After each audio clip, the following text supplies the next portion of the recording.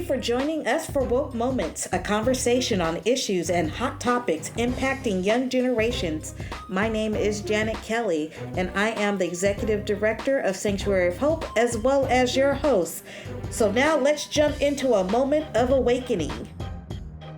Woke Moments!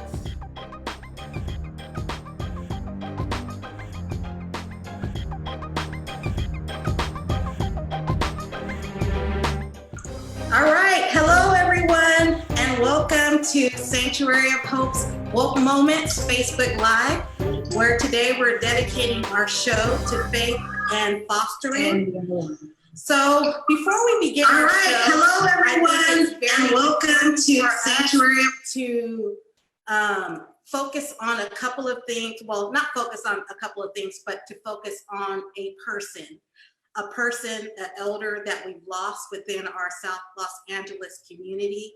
Our dear Larry Aubrey, a very fantastic human being, a fantastic, compassionate soul, just an overall good person. I mean, one of the things that I could say that I loved about Larry is that he always said to keep it authentic, keep it truthful, make sure that you stay focused on the issues. And for us, whether it's the issues of Black people, whether it's the issues of foster care, whether it's the issues of homelessness, he was a great cheerleader, a really great community anchor. And I thank Larry for his support of Sanctuary of Hope. I thank Larry for his support of his community. I even thank him for being very authentic in himself and making us stay true and committed to who we are and what we need to accomplish in order for our communities to thrive and in order for our communities to stay great and for our communities to have the strong emotional well-being that is entitled to us. So this particular podcast, Woke Moments, that is centered on faith and fostering, we are doing this in memorial to Larry Aubrey. And we want to say thank you for your time, thank you for your service, and we will never forget you, and we miss you. So now that we've had that, memorial and dedication to Larry, and give me a moment because I'm trying to get myself back together because it's such a great loss for our community. It's National Foster Care Month, and although this is a month, we know that this is a very important issue in our nation and even here locally within Los Angeles County about how we can, one, improve our foster care safety net, but also how can we also improve foster care to a point where we don't have overrepresentation of some groups as opposed to others, as well as how do we ensure too that as young people are coming through the foster care system, they're leaving equipped with a full transition into adulthood. And so those are some of the things that we are going to talk about today, but also most importantly is how faith plays a role in that. And we know that faith is really, in most instances, on the front lines of foster care, because it's either we have our parishioners that are sitting in our pews that are either foster care parents or have some form of connection, or even if they're not foster care parents, they may have children that may have been taken from them, from the foster care, taken from them and placed into the foster care system. Or we may have families who are kin, who are taking care of youth who are in the foster care system. And then what we have also within our congregations and our parishioners are those individuals that we know that can be a great opportunity to provide a home of safety and support for young people in the foster care system. So today we have with us Nancy Harris, who is the Executive Director of the Foster Family Faith Foster Families, right? Faith Foster Families Network. There we go. I always mix it up, but it's easier to say CFN because that's what we know, and it rolls off the tongue really well. And we also have Grace Weltman with Communities in Motion, who is the founder of Communities in Motion. And I will give you each an opportunity, kind of a minute to share about who you are and the agency you represent.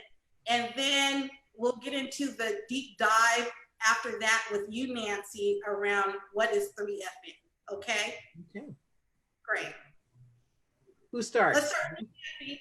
No, let's start with Grace and then we'll do Nancy. Okay, great. Good afternoon, Janet and Nancy and everybody else who is on this important event. And so it's a pleasure to be here. Foster Care, National Foster Care Awareness Month, just wonderful to be able to talk about foster care.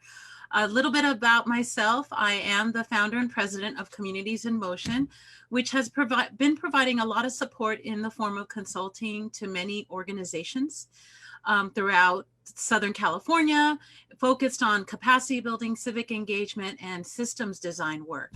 So Janet and I started this journey together when I got exposed to homeless youth issues in South Los Angeles.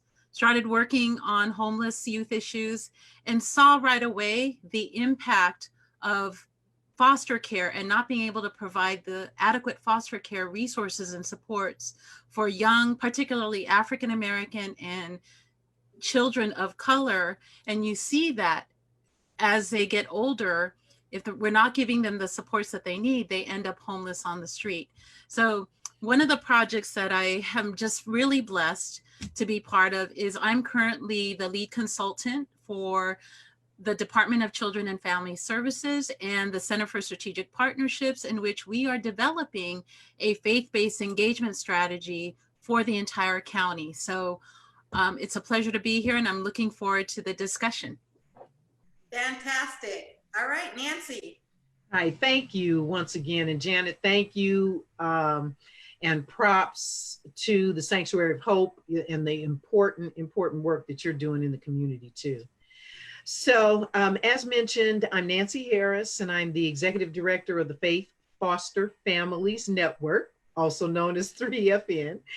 And we are a collaborative of 6 faith-based organizations and churches that have come together to support the foster care system.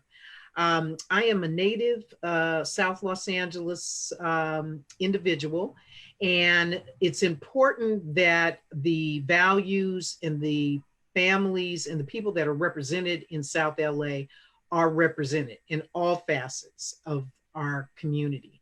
I got into this work by happenstance. 2 years ago, well, 3 years ago now, in 2017, there was a call from the Board of Supervisors to address an emergency of not having enough families to match the kids that were placed out of homes.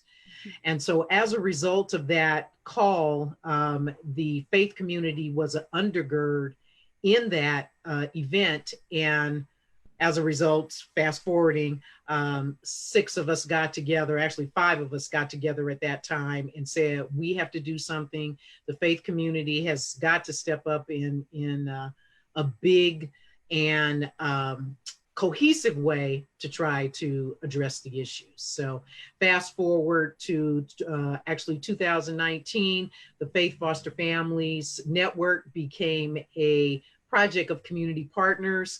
And we have been addressing and supporting families and youth and vulnerable families and child welfare workers to date. And we work very closely with Grace and her work too, so.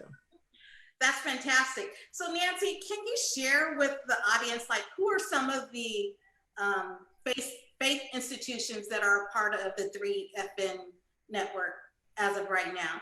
Okay, before I state that, I want to state that faith work in the foster care arena has actually been going on for a while. It's not just since 2017.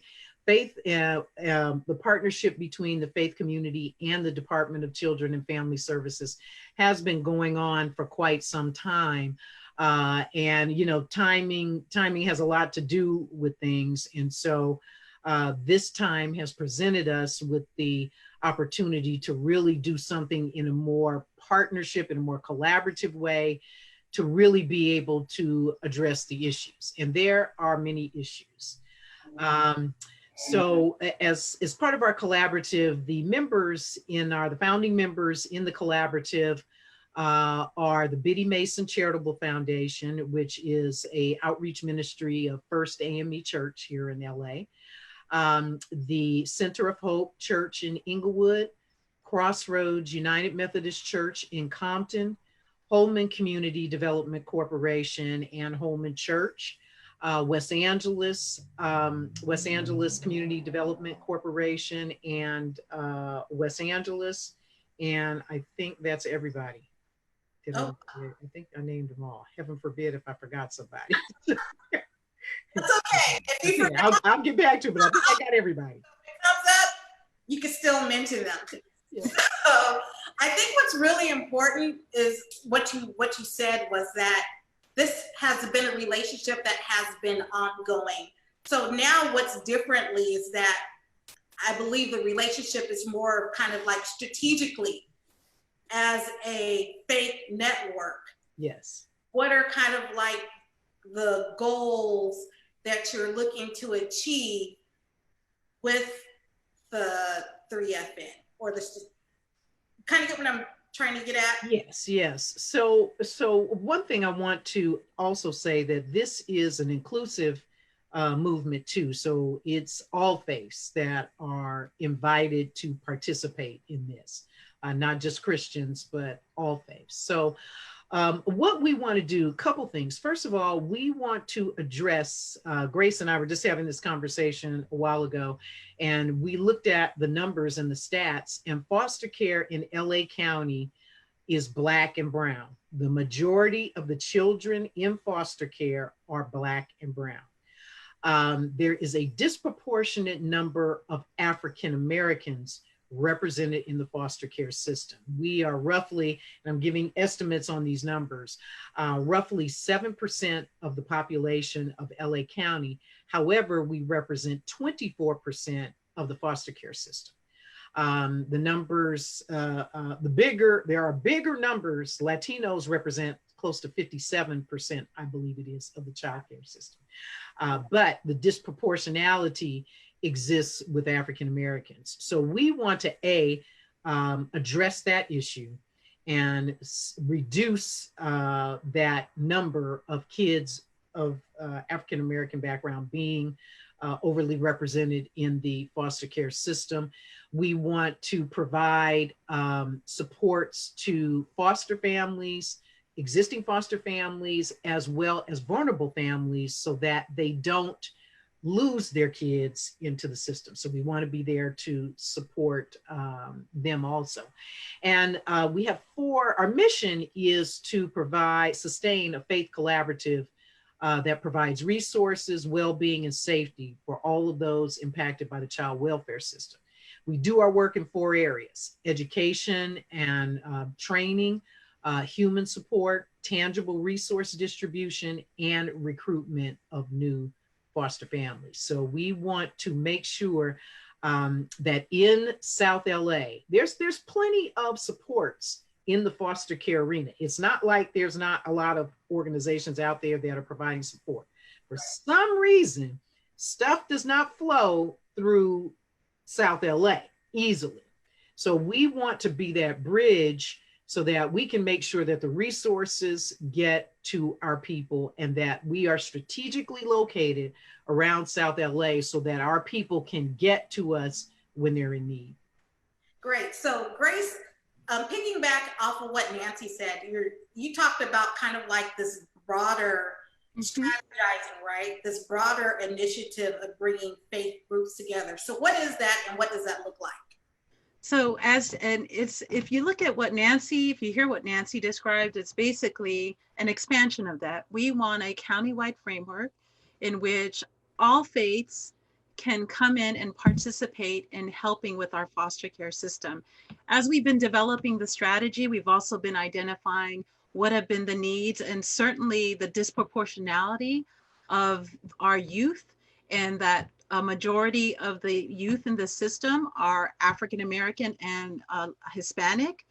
It's something that we need to address in terms of all faiths. So what we've been doing is identifying who's out there, regardless of your faith background. We know that most people in a faith is committed to serving their community and their members.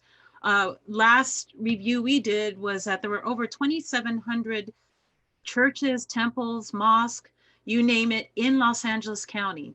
And the reason why we need diversity is not just, you look at the ethnic background, we also have a large number of LGBTQ plus youth that identify as such.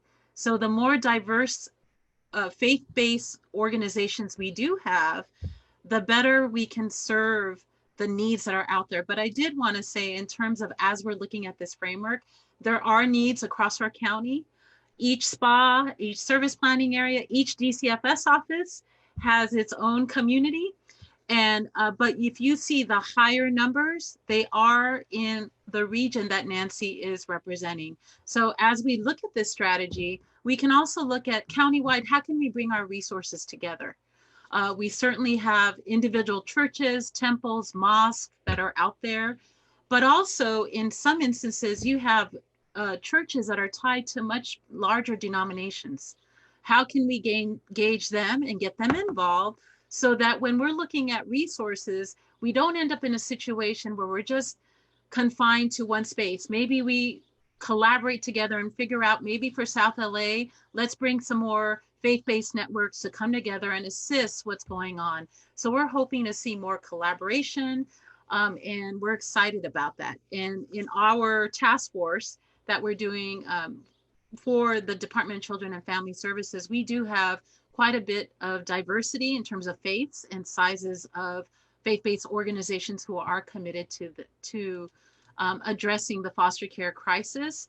And if you look at the numbers, if I could just share, as of last month, we have over 35,500 foster children in Los Angeles County. Wow. And 23% of those children are between the ages of 5 and 9 years old. Wow. If you think about that, we have, yes, it's quite a bit. And this is not counting your hotline calls. This is just who's in the system right now. And in the context of COVID, you're adding more stress to these families that are already stressed out. So this is where the faith-based community is relied upon. This is an opportunity for the faith-based community to step up. I myself lead vulnerable children for my church. So what can we do to really provide that support for these families and children? Mm-hmm.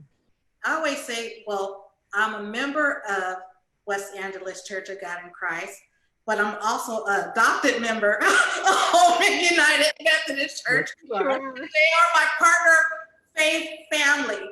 And so, and because they poured a lot into the work of Sanctuary of Hope and poured a lot into the work of bringing advocacy and awareness around foster care issues, tell me, why do you think that there is kind of like this natural pairing of faith and foster care? I mean, what's so natural about it that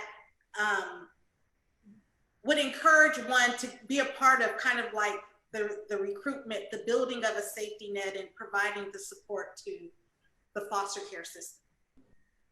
Is that, you want me to take that? that? Start with you, Nancy, and then we'll. Oh, okay.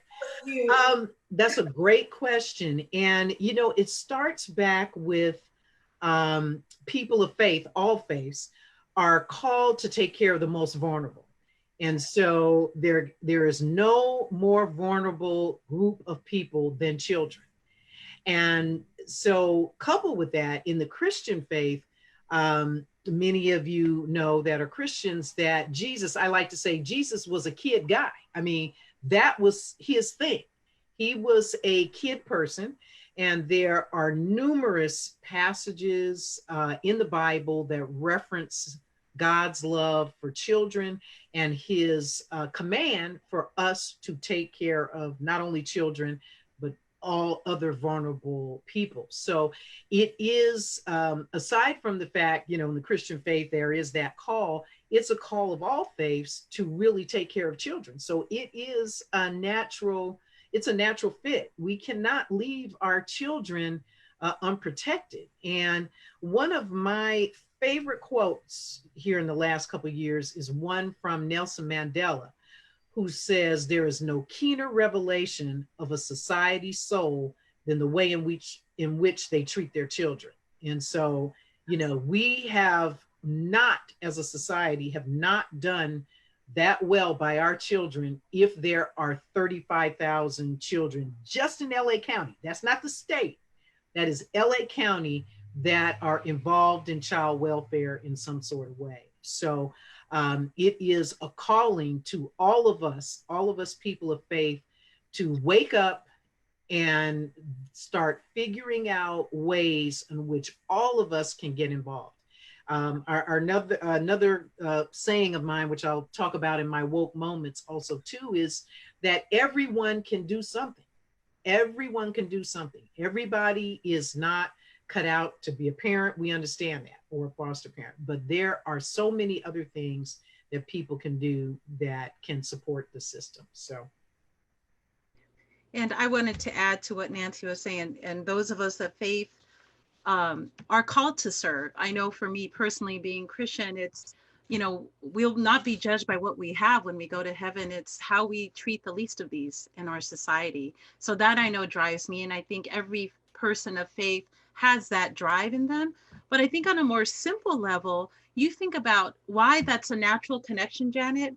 When you are struggling in life, most of us will go to our place of faith, our church. I know when I have an issue, I may not even tell someone I go to church with. I will right away tell my pastor, "Hey, I'm struggling with this. Can you pray for me?" And I think it's that relationship that is key. I teach Sunday school at my church, and that's an example. You see not only the child, you see the family. And this is where we have a phenomenal opportunity to step in. And we may not, you know, we may not all cut out, we may not be all fit to be a foster parent or a resource parent or an adopted parent, but are there other ways that we can step in? Someone needs some diapers, formula, things that they're moving into a new place. They lost their job. They need a job referral. The church can wrap their hands around the family because the members will come together because the relationship is there. And I think that's what's so important with this faith-based, getting our faith-based organizations really involved in this effort, because we know they know what's going on with the families, and they often need understanding of how to connect. How can I help? And I think organizations like Nancy's makes a difference. 3FN makes a difference because they're there to provide a resource to faith-based organizations that need assistance. How do I get involved? How do I help? And this is the beauty of coming together and collaborating. So Nancy, I know we've been talking broadly about all of the things, kind of what 3FN does, but can you kind of talk about some of the more kind of focused kind of activities that you do? So I believe that you all do, or you assist with recruitment, you assist with doing some of the outreach. So talk about some of the activities that you all do, okay, and how does that translate back to getting our faith communities involved in those activities? Okay, thanks. So one of the things, one of our biggest things is raising awareness. What we found is that our communities, people in general, are really uneducated about child welfare and the child welfare system. So part of what, a big part of what we do is raising awareness through events such as Foster, the HBO documentary Foster. We have screened that several times at many of our churches, just to give people a baseline education about the foster care system in LA. It's an excellent documentary that talks about all the aspects of child welfare in LA County. So we also just this past week, we did a virtual event in partnership with TEDx Crenshaw called Foster Our Future, where we brought together former foster youth, foster parents, and the philanthropy community to talk about different aspects of foster care on that. So we educate, raise awareness through events. Tangible resource distribution has really jumped to the forefront, especially during this COVID pandemic. There are many families struggling with food insecurities, stuff insecurities. They need diapers, formula, as you alluded to. And so we are doing a lot in terms of tangible resource distribution. That's really amped up and ramped up significantly during this time. Because you figure if a foster parent has several kids, and many foster resource families do have several kids, they can't just easily go to the grocery store now. And with all of the children and, you know, little kids are touching things and they're putting their hands in their mouth. Yes, I know. So, you know, it's not easy for them to, especially during this time, to get the things they need. And then especially with vulnerable families too, families that are on the edge. Recently, 3FN, in partnership with the Department of Children and Family Services Hawthorne Regional Office, we were able to gather some supplies for a family that was actually in a shelter. And we were able to take them goods at the shelter. There was a couple a few of the kids in the family had tested positive for COVID-19.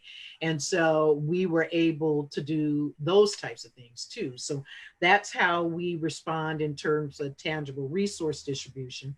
In terms of our human support, we, in May, we began our foster family caregiver support groups. And so that's been virtual, where resource families and foster parents, we get together once a week and just have a chat about what's going on and where we can be of support and where we need to refer out for possible supports.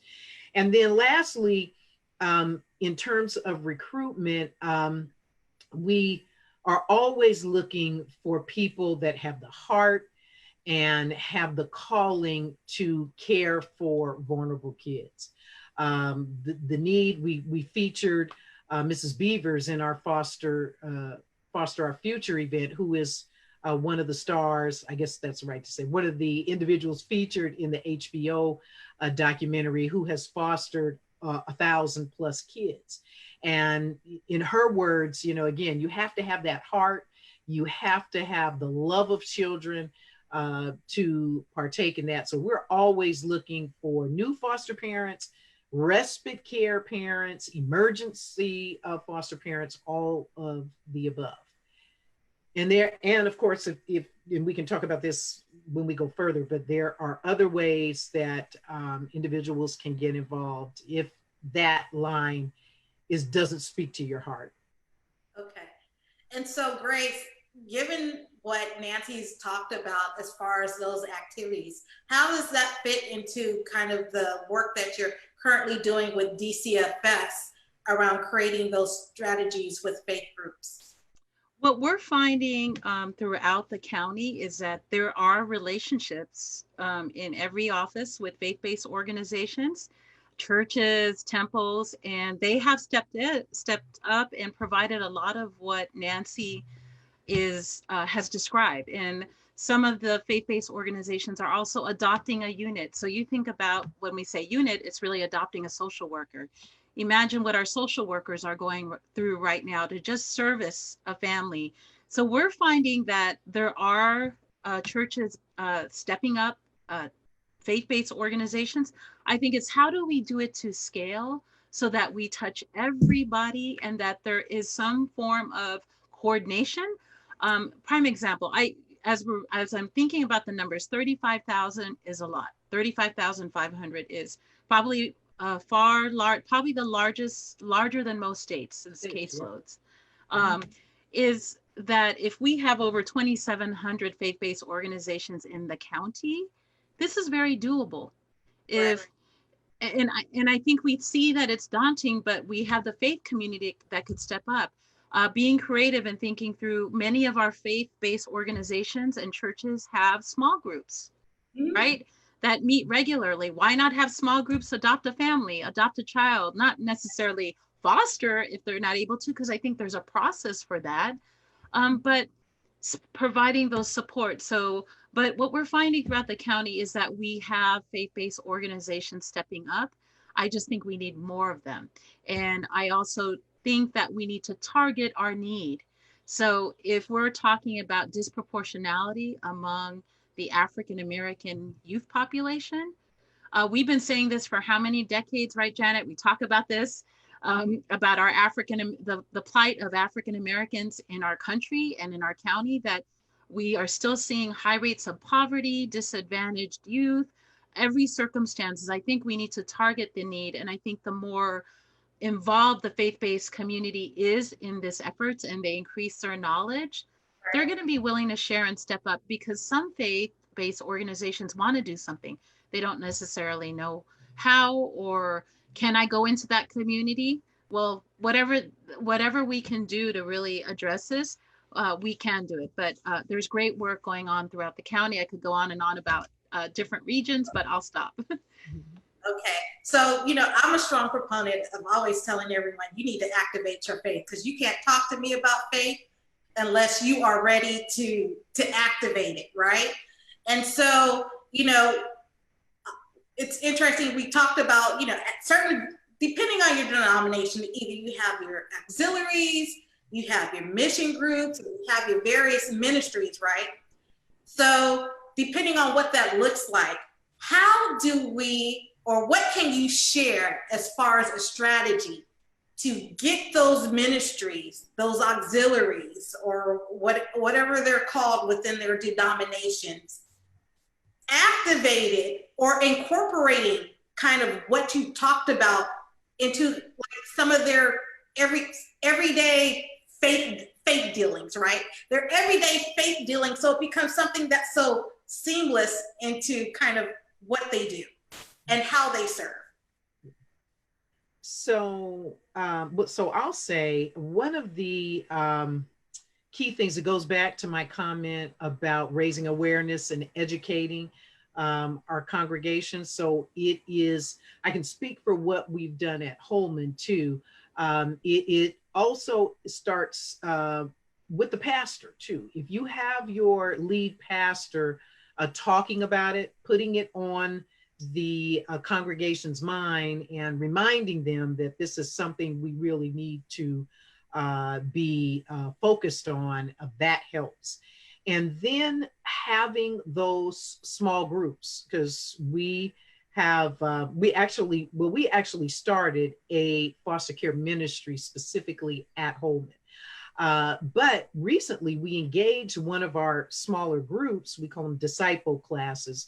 We engaged one of our disciple groups, probably 6 or 7 people in small group, that prepared hygiene packs. I said, we shared the information that there's always a need for hygiene packs for youth, oftentimes, and sometimes families. And so the small group got together and put together about 15 hygiene packs. So now we have that handy if we should get a call from the department or foster family agency, that we have those to distribute. So it's really about sending out the broader message to the congregation, then narrowing it down to either starting a foster care ministry within the church or mobilizing your small groups to activate around doing something. You have to start with some kind of action, such as the hygiene packs. You've got to start with some type of action to get the congregation going. I will say also too, there are, going back to Grace's point, there are so many faith institutions, churches, denominations that want to do something. We recently have done some work with the Care Portal, which is a national platform where churches link together to satisfy needs and requests that people may have. So we elevated a request that we got as 3FN, and in including our 3FN network member churches who stepped up to answer this particular request. We got responses from about 7 churches just in and around, really probably within about a 10-mile radius of Holman, that stepped up to donate monetarily, as well as, I mean, we had to move all the stuff we got donated into our big hall. You guys know what our big hall was, because that's how the churches responded. So it is a movement going on right now. And it's actually a national movement, but there is a movement going on here in Los Angeles. Again, Janet, it goes back to making sure we're laser focused on the population that needs the most attention. Great. And I was, oh. Go ahead. Do you want to weigh in? Yeah, I wanted to weigh in. So as Nancy was talking, it's just reminding ourselves, as us as advocates who are trained as advocates, it's raising awareness and getting that champion in the church to step up. A lot of times when, or a temple, a mosque, a lot of times we just don't have the information. We don't know how great the need is. Every time I say the number, people are surprised, but I'm living in the space right now. So to me, it's like, well, it's 35,000 children. A lot of people don't know what the need is. And so if they don't know what the need is and they don't have the information, they can't act. But I also know that we have to work together to get our leaders in these churches to understand the gravity of the issue. I come from a church that has a vulnerable children initiative and has done a lot of work. Saddleback is known to have a vulnerable children ministry. And so our pastor, our senior pastor, has been an advocate for that. That has helped. So we have to work at all levels. And I've seen very small congregations which have a huge effort focused on foster care. So I've been to a large church that didn't have an initiative for foster care and vulnerable children. So I think it's all of us working together, but getting champions in each of these faith-based institutions to rise up and say, I want to take this to the next level, because it's usually that champion for change that's going to make that difference. Great. So COVID has literally wiped out literally 6 months of this year, 5 months of this year, right? We've been in the COVID pandemic. And so now we have a good 7 months, right, left of the 2020 year. And some of us are looking forward to it being passing, or looking forward to it passing by us relatively quickly, or having a do-over year. But we do know that we can't do do-overs, right? We can't do do-overs. So what do you think are some of the priorities that we should set around foster care for the remaining months of the 2020 year? Or if we should have any priorities that should be set, given that we do have over 35,000 youth in foster care. We do have an issue with disproportionate numbers. We do have an issue with our foster care system being predominantly Black and brown youth. What should we at this moment be setting our priorities on with the foster care system? Nancy, if you don't mind, I wanted to talk about the data that we did. Our faith-based task force for the county under the Department of Children and Family Services, we did a survey of our faith-based task force members. And so the highest needs that they projected for the next 12 months is focused on employment, housing, and access to food. So definitely your basic needs are what people are identifying. And so families are stressed in the financial area and are experiencing hardship. We can only imagine the stress that the children are going to be going through. And then on top of that, and I think Nancy, this is where she weighs in, you have faith-based institutions that are also economically challenged. People aren't able to congregate, provide support. How are they going to keep the lights open? Are they paying rent? And now that maybe tithing is down, we don't know. And these are stressors on our faith-based organizations who we rely on these supports. So I hope that provides you with some sense of where people are thinking the need might be. And that's excellent, Grace. I agree wholeheartedly, and I can just speak from what we've seen on the ground. And again, that is the income and employment instability, which leads into all kinds of things, such as, unfortunately, which we really can't even get into today, but homelessness that could be as a result of this COVID-19 experience.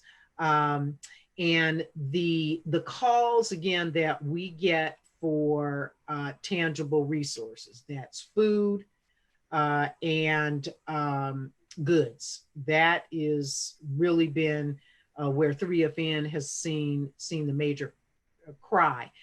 One positive thing in all this is that several organizations, the partnerships that have been created during this time are very encouraging. The LA Regional Food Bank, organizations like Every Table, organizations, support organizations like Fuel the Fearless. These organizations have all stepped up to provide some supports to not only the faith community, but the community as a whole. So enabling us to get food and goods out to our people.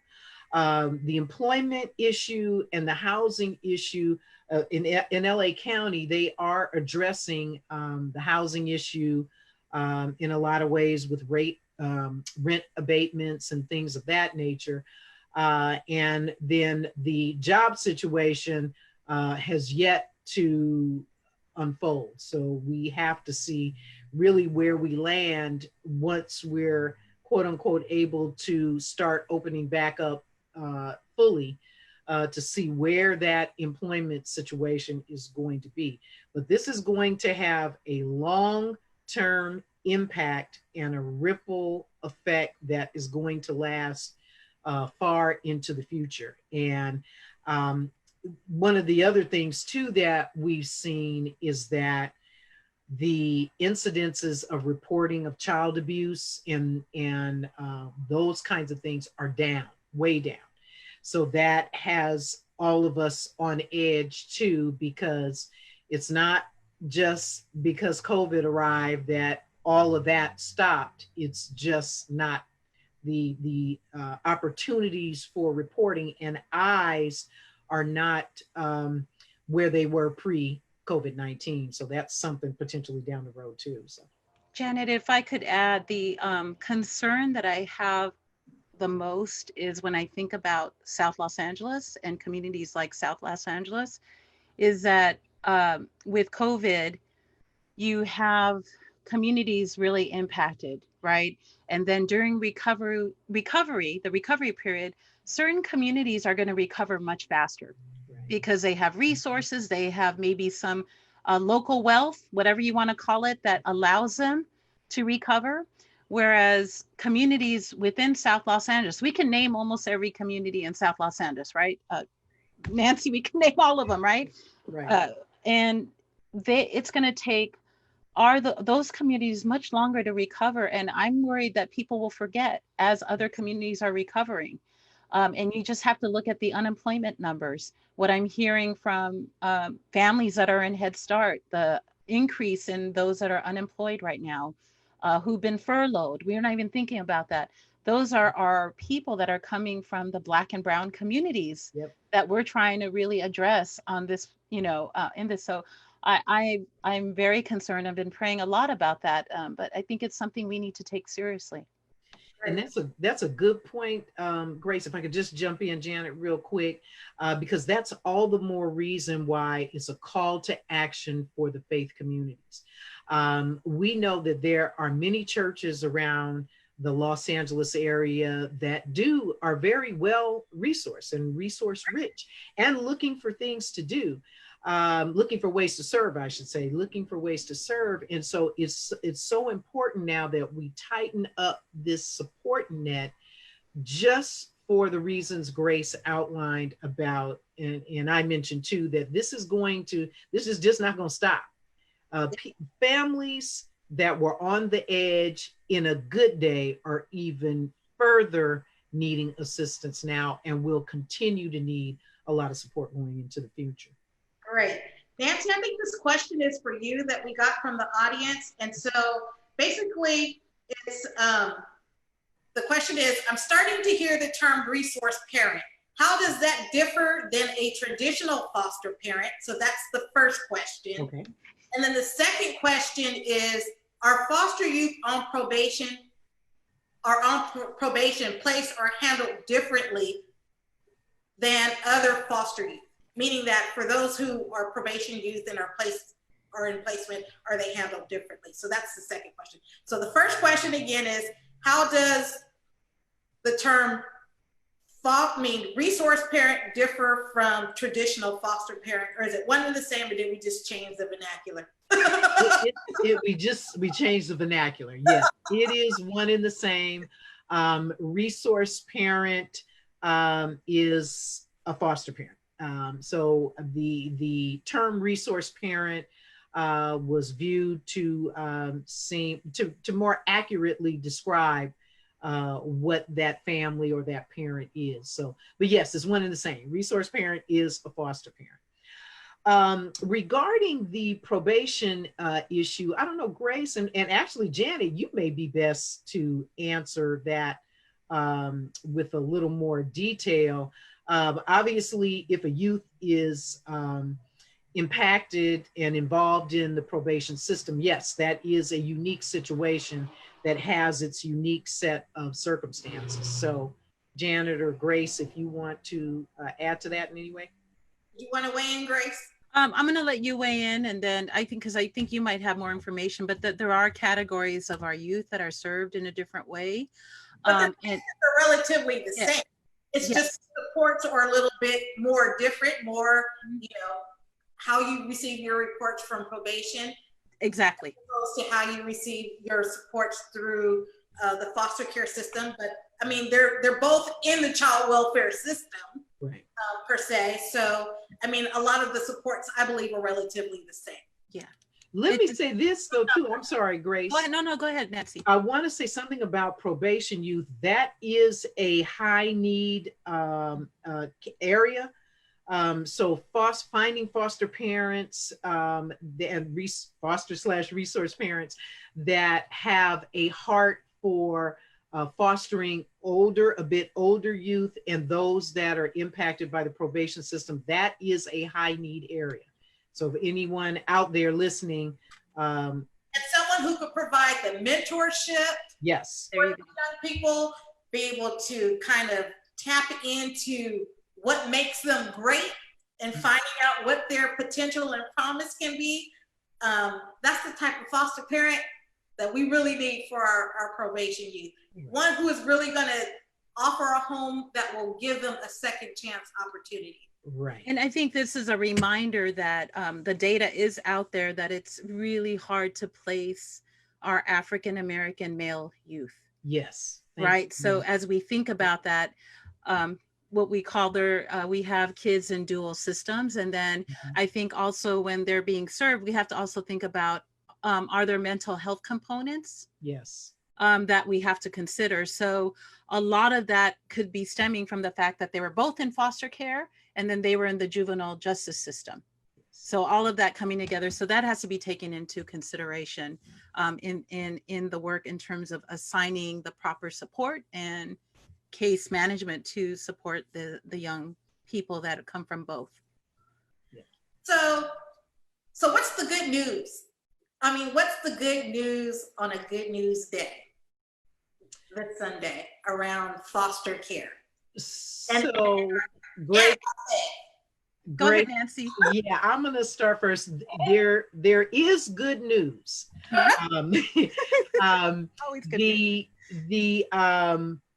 The numbers can scare people. I've recently traveled around the country a little bit, and when I give that number of 35,000, people just they don't believe because again, some states don't even have that much. But the good news is that the faith community is coming together. I can say that without hesitation. The faith community is coming together, and we are out there providing supports to this community, and it's only going to broaden.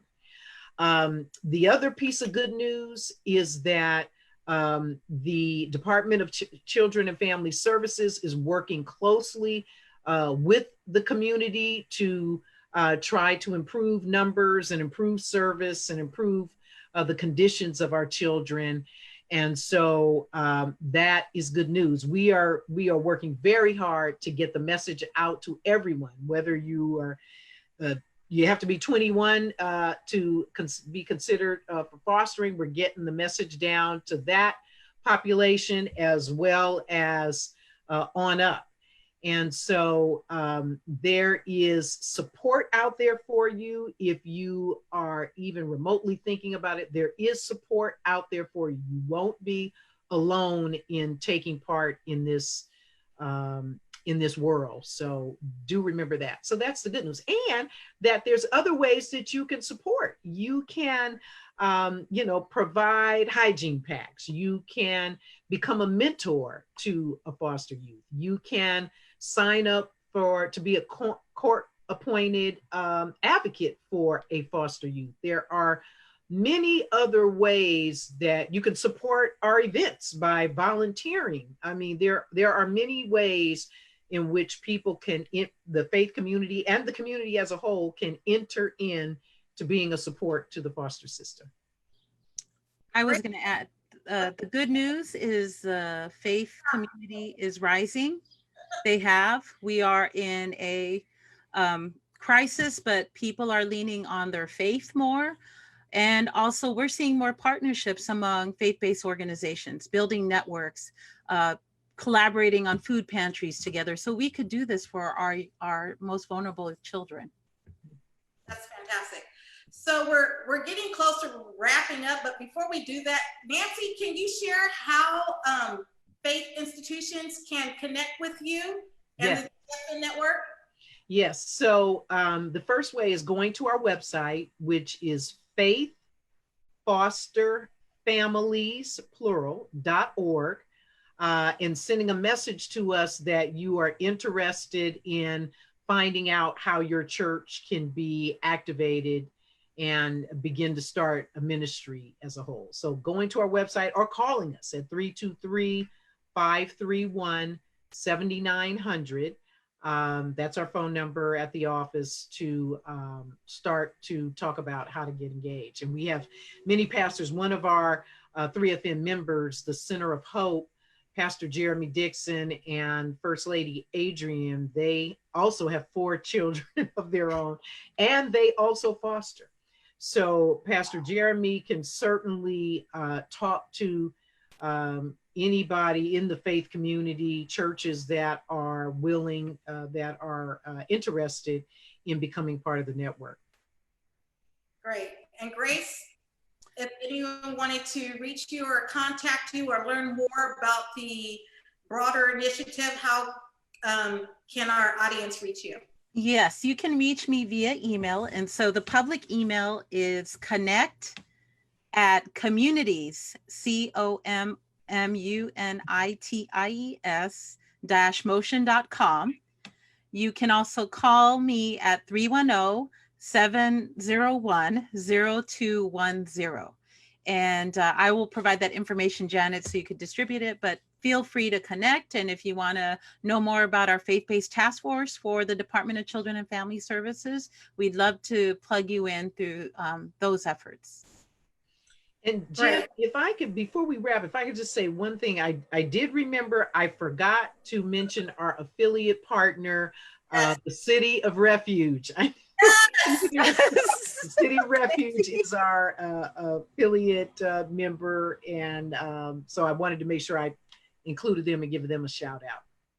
Yes. So, foster care is really important to me for the simple fact that as I was growing up, one of my dearest best friends went through the foster care system. And I knew at one point in time when she was about to be separated, I remember bawling my eyes, like literally bawling. And I was like, asking my mom and dad, why can't she stay here? She's my best friend. But also in that, just even on my board of directors, I had one of my board members, family adopted. And so I have a good kind of network of family, friends who are connected to the foster care system. And I think what's so important about this conversation, and I think it's one that we need to keep continuing to have and that we're going to circle back on because that number is still sitting in my head, is that what you said, Nancy, every congregation can do something. Yes. And the foster care system is not something that as a person of faith within our communities of faith that we can turn our back on, especially during this COVID season. And as Grace had said, some communities are going to bounce back and they're going to bounce back quickly.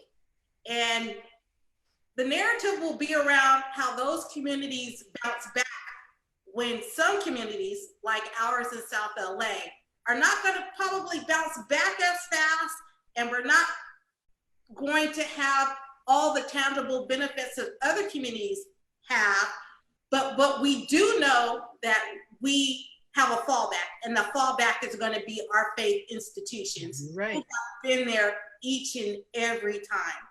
Right. So normally when we close for our Woke Moments podcast, we ask our guests to share a woke moment with our audience, which could be a word of wisdom or just something that we would like for our audience to think about. And so that's what we're going to do right now as a part of our closing of Woke Moments. So Nancy, let's start with you. Okay. So what would your woke moment be for our audience? So I have a woke moment and a half. So the first is going to be what we've been talking about throughout the conversation. Everyone can do something. Everyone must do something. And the second one, I'm going to go back to not even quoting the Bible. I'm just going to go back to Nelson Mandela's quote. There is no keener revelation of a society's soul than the way it treats its children. It's enough said. Absolutely. And Grace? So my woke moment, Nancy, thank you so much for leading the way in the woke moment. I have them every day, but these past 2 weeks have been really moving for me because we've been doing food distribution in Compton through our Best Start program.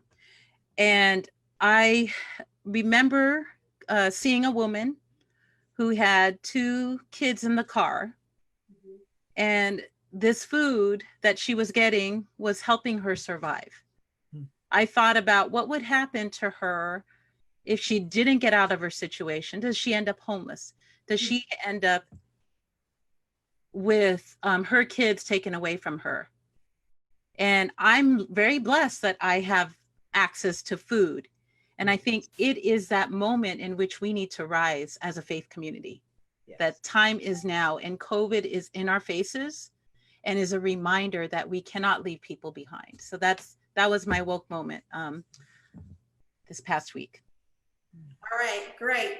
So our viewing audience, I want to thank you for joining us today for our Facebook Live on faith and fostering. I really hope that you walked away not inspired, because it's one thing to be inspired, but it's another thing to be inspired and to do something. And so let's take this opportunity and this time for National Foster Care Month to do something, and to do something that reflects your faith, reflect our faith. Thank you again for joining us, and we are going to close out this podcast again in memory of our elder who has transitioned from us, Larry Aubrey. Thank you again. Have a good evening.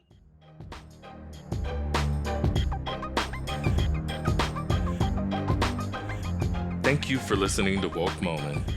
For more information about our organization, please visit soh.org.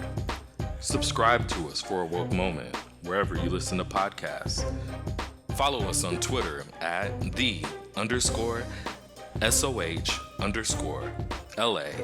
and on Facebook and Instagram at Sanctuary of Hope LA. Wake up!